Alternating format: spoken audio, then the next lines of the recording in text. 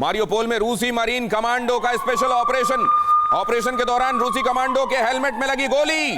Special operation पर रूसी 810वीं नौसेना इन्फेंट्री ब्रिगेड मारियोपोल में रूसी कमांडो टैंकों के साथ फिर घुसे। GP-25Y30 ग्रेनेड से रूसी कमांडो कर रहे हैं हमला। यहां पर कल शाम 6 बजे बीते हुए कल की बात मैं कर रहा हूं, शाम 6 बजे तक सरेंडर के लिए कहा था रूस ने, यूक्रेन ने मना कर दिया और यहां पर फिर और एग्रेशन के साथ रूस हमला कर रहा है। जनरल मेस्टन, अब क्या होगा मारियोपोल का? मारियोपोल और डॉनबेस की लड़ाई ये पूरे यूक्रेन रूस की लड़ाई का भविष्य है।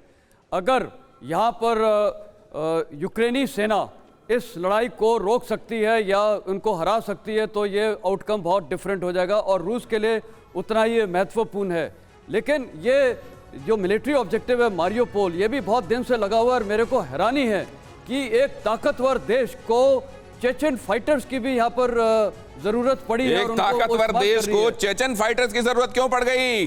क्यों रमजान कादिरोव वहां है और उसके लड़ाके? अहम खबर देखिए, नेटो की तैयारी से गुस्से में है पुतिन। न्यूक्लियर वॉर की आशंका के बीच एक्शन में पुतिन। नेशनल सिक्योरिटी काउंसिल की मीटिंग कर रहे हैं पुतिन। यूक्रेन पर एटमी अटैक का ऑर्डर दे सकते हैं पुतिन, लेकिन जैसा यहां कहा जा रहा था कि एक ऑटोक्रेट को सजेशंस नहीं दिए जा सकते, तो इस मीटिंग में क्या होता होगा सरदाना सर?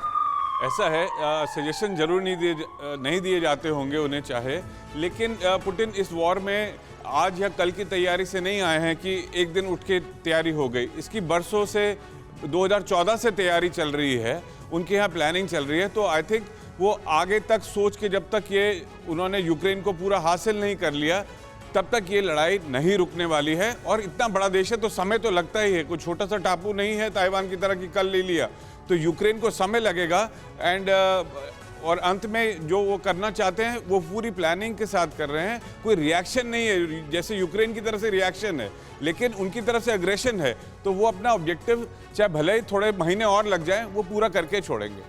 तो ये एक तरफ से एग्रेशन है, दूसरी तरफ से रिएक्शन है। क्या वाकई हालात की तर्जुमानी ऐसे की जा सकती है? एक अहम खबर दिखाकर वापस आता हूं इस पर। रूस के ताबड़तोड़ हमलों से खंडहर बना मारियोपोल। रूस की भीषण बमबारी से मारियोपोल रहा सहा भी बर्बाद। मारियोपोल के रिहायशी इलाके पूरी तरह नेस्तनाबूद। तबाही के बाद मारियोपोल में साफ सफाई का काम शुरू किया गया।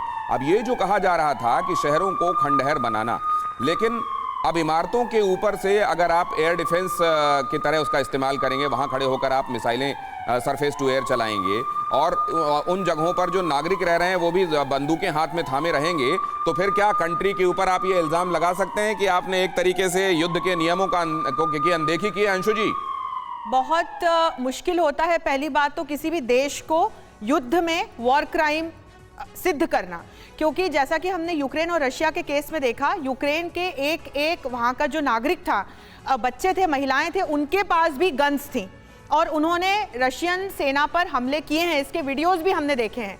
तो हम किस बिना पर यह कह सकते हैं कि रशिया ने यूक्रेन को खंडहर किया? यूक्रेन ने खुद ये रास्ता चुना, ज़ेलेंस्की ने खुद ये रास्ता चुना और आज सच्चाई ये है कि यूक्रेन पूरी तरह से खंडहर में तब्दील हो चुका है।